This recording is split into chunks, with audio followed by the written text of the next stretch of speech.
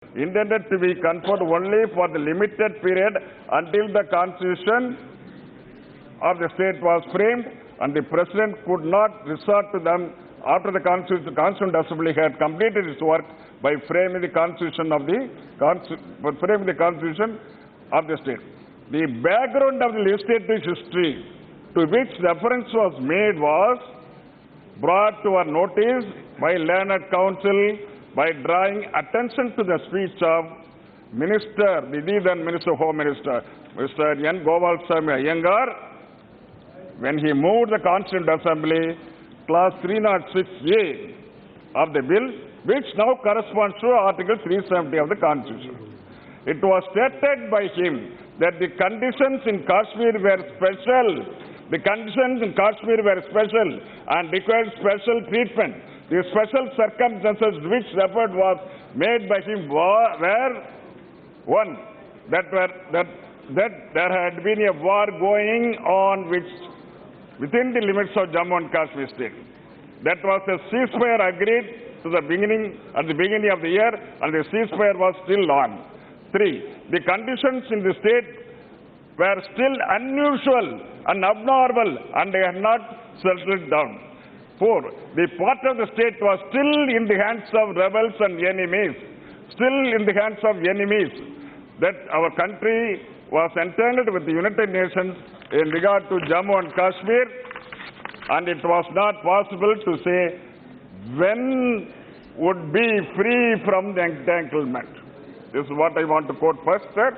The second is para 5, sir. We are not impressed by either of these two arguments advanced by Mr. Ramurthy. So far, as a historical background concerned, the Attorney General appearing on behalf of the government also relied on it to urge the provisions of Article 370 should be held to be continuing in force because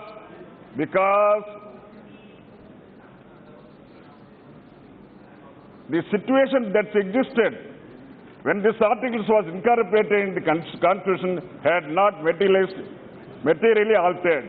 And the purpose of introducing the article was to empower the President to exercise his discretion in applying the Indian Constitution while that situation remained unchanged. There is considerable force in this submission. That is what the judges say, sir. There is a considerable force in his submission. Sir, my question is, you are bringing a legislation, you are bringing a constitutional change. It's okay. As far as you are concerned, you are right. As far as we are concerned, that is not correct. Sir, you are not consulting the state legislature. You may say the state legislature is not in existence. Why this particular government, the then government, the same government which was in the last 5 years, they should have conducted the election, sir. During the Lok Sabha election, they should have conducted the assembly election also. But the will of that is what I suggest is, the will of the people is not reflected here. The will of the people will be truly reflected when there was an assembly. He may say, constitutionally it is correct, Rajya Sabha, Lok Sabha, they can pass resolution, send it to President, get back as a bill can be passed because they have got a brute majority. Only by virtue of brute majority, these bills are passed every day.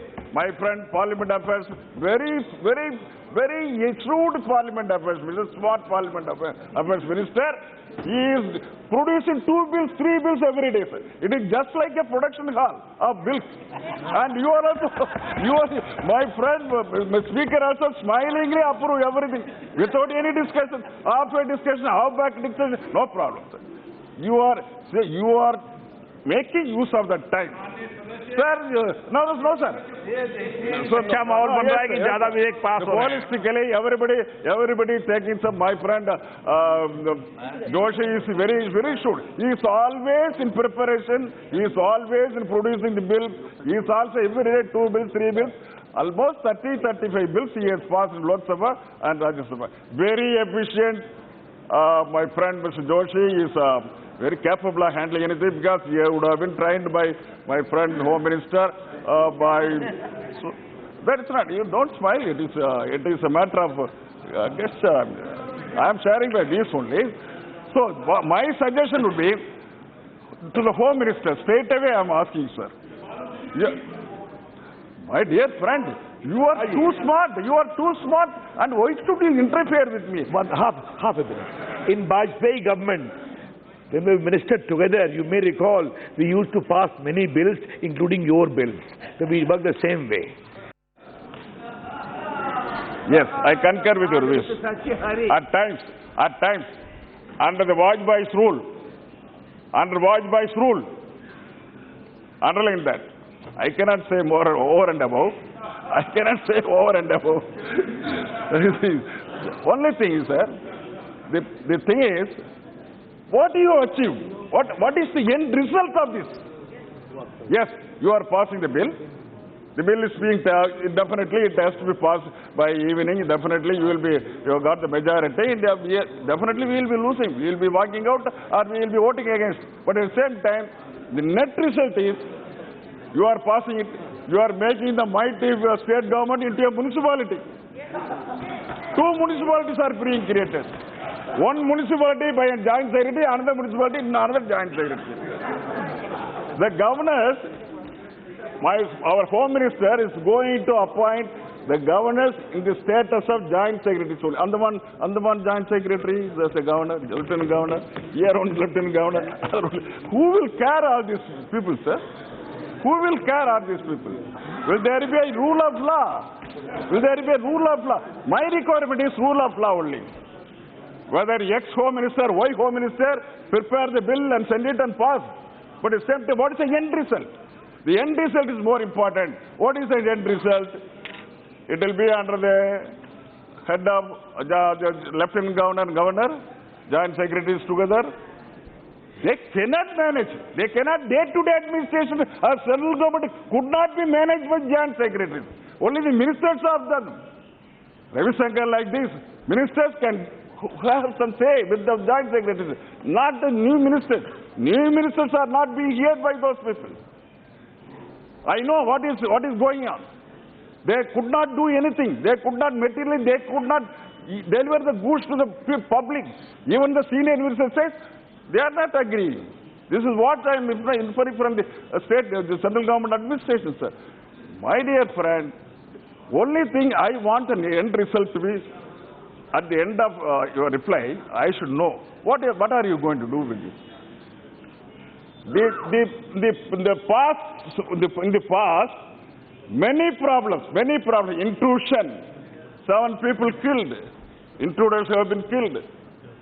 You are asking the boys and counterpart, please come and take these bodies.